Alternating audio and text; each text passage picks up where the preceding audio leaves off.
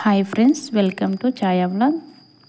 Friends, నేను already జొన్న రొట్టెను ఎలా తయారు చేయాలో చూపించాను. చాలా సాఫ్ట్గా పూరీలాగా ఎలా పొంగించాలో కొన్ని టిప్స్ వల్ల చెప్పి చూపించాను కదా. అలాగే ఫ్రెండ్స్, నేను ఈరోజు చపాతీని కూడా అలాగే సాఫ్ట్గా పూరీలాగా ఎలా పొంగించాలనేది ఈ వీడియో చూపించబోతున్నాను. చూసేద్దామా.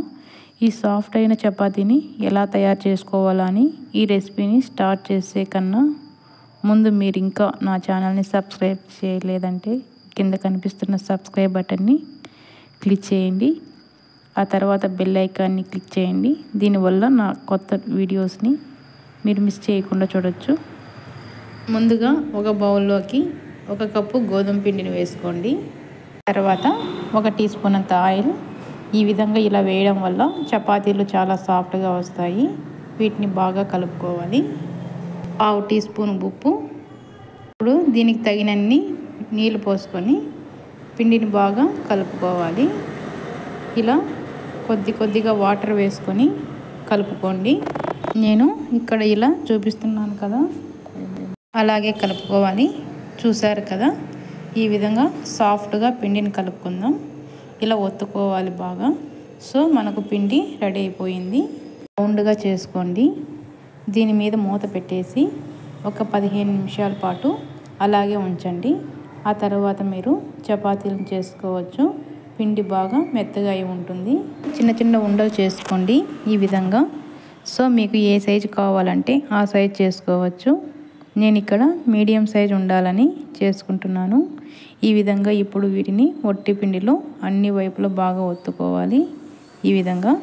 ఆ తర్వాత చపాతీల కర్రతో ఇలా రౌండ్గా ఒత్తుకోండి.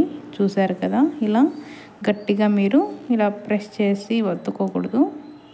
లైట్గా ఇలా నేను చూపిస్తున్నాను కదా, ఫాలో చేయండి. ఇలా సాఫ్ట్గా వస్తాయి. కాస్తంత వట్టి పిండిని వేసి అన్ని వైపులను స్ప్రెడ్ చేసుకొని ఇలాగే రోల్ చేసుకోవాలి. చూడండి, చపాతీని ఇలా ఒత్తుకోవాలి. సో మీకు ఎడ్జెస్ వచ్చేసి ఈ సైజులో ఉండాలి. చాలా లావుగా కూడా మీరు ఒత్తుకోకూడదు. చూసారు కదా. సో ఇప్పుడు పెనంను వేడి చేసుకోండి. ఇలా బాగా వేడైన తర్వాత ఫస్ట్గా చపాతీని వేసుకోవాలి.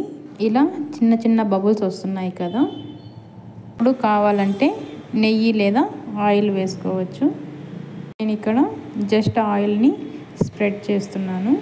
తర్వాత మీరు మెల్లగా తిప్పేసుకోవాలి. స్టవ్ని మీడియం ఫ్లేమ్లో పెట్టుకొని చేసుకోండి. ఇలా తిప్పేశారు కదా, ఇటువైపు కూడా చిన్న బబుల్స్ వస్తున్నాయి. మెల్లగా ప్రెస్ చేయాలి, గట్టిగా ఒత్తకూడదు. నేను ఏ విధంగా చూపిస్తున్నానో ఆ విధంగా ఒత్తుకుంటే చాలు. ఇలా బాగా పొంగాయి కదా. ఇంకోసారి తిప్పేసుకోండి. స్టార్టింగ్ మీకు రాకపోవచ్చు, 2-3 సార్లు ట్రై చేశారంటే పక్కాగా వస్తుంది. ఇప్పుడు ఒక చపాతీ రెడీ చేసాం కదా, అలాగే సేమ్ అన్నిటినీ కూడా చేసుకోండి.